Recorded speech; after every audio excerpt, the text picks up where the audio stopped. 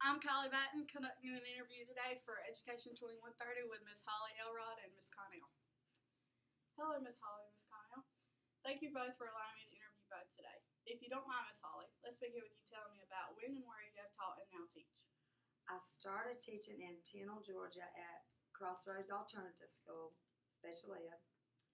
Then I finished my master's and moved back home and taught at Nichols Elementary for 5 years. And then I've been at Ambrose for 15 years. 4th grade, language arts. And my name is Miss Connell, and I taught, this is my 20th year teaching. I've taught 19 of those here at Ambrose and 1 year at Lynn Lastinger in Tipsy. Awesome. I'm taking a course on education psychology at EDUC. We're learning things such as how memory works and how students process and code information. Did y'all take a course like this on college? If so, what do y'all remember? And did it help you when teaching? It was a really long time ago when I went to college, and I don't remember taking a class like that. I don't actually either remember taking a test like that, or class. Awesome. One of the topics we studied in this course was the debate between constructive teaching and direct instruction. In direct instruction, the teacher is more hands-on and shows the students exactly what to do. Would you say you primarily use constructive methods or direct instruction? We use both in the classroom. We do direct instruction and constructive. Especially with your special ed kids, there was a lot of direct instruction because they all learn it in a different way. Mm-hmm. Yeah. We also studied the basics of classroom management. Classical and operant conditioning. Would you say you use primarily positive reinforcement, negative, or punishment? Positive. We use a lot of positive reinforcement. We have a system now called PBIS, and we give out Golden Eagle tickets to kids who are demonstrating positive behavior. Respectful, responsible, and role models. You get a Golden Eagle for showing any of the 3 R's, and it's school-wide, so it's school-wide behavior plan. But in the classroom, we also have different strategies. Like I have a ticket system where you get rewarded with a ticket, and every day before the kids leave, I pull a ticket, and you get a prize out of the prize bag. So that's just something I do in my classroom. So that's really encouraging. Oh yeah, definitely. They want the tickets for sure. Awesome. How important, if at all, are developing critical thinking and creativity? Why do you believe this, and what, if anything, do you do to develop this?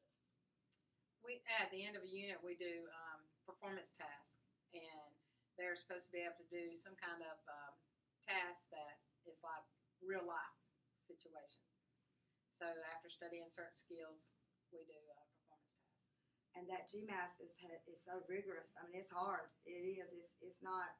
I mean, it's tough. So they've got to be able to think in real life. I mean, because it's not just a multiple choice. You got a 1 in 4 chance of getting it. It's involved. You got to write paragraphs and essays, and it's a lot different than it used to be. In this class, we have also learned about Piaget's operational theory of cognitive development. This theory focuses on how a child perceives the environment and how she processes the information. As a teacher, have you ever noticed a difference between the ability to process the information in certain ages? Absolutely. Yes, definitely.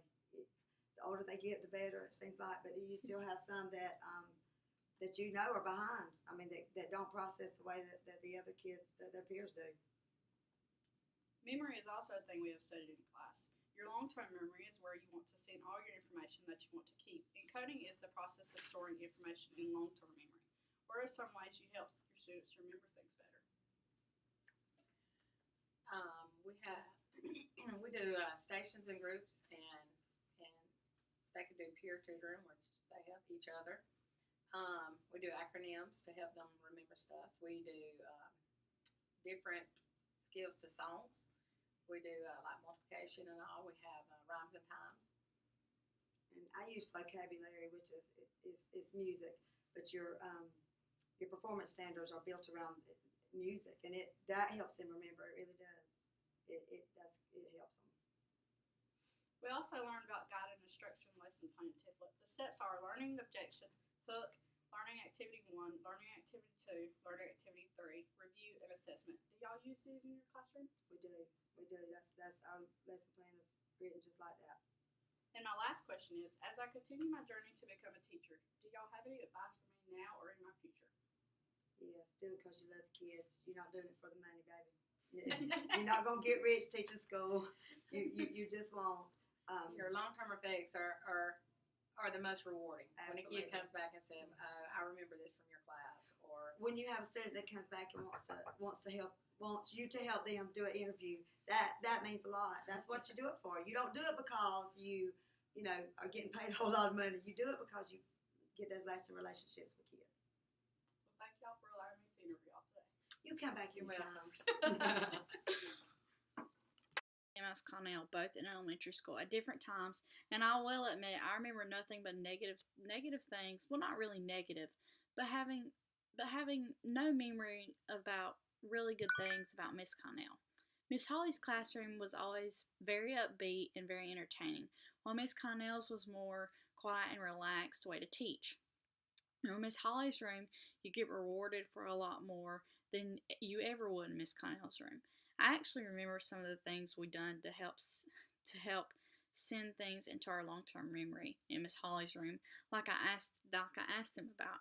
I remember Miss Holly having us spell out words to remember as if we were in a spelling bee. Both our classrooms use constructive teaching and direct instruction. Also, they both use lesson plans of the guided instruction lesson plans template, which I really found neat because we're using that in class, and I even thought about asking them about the one I had used.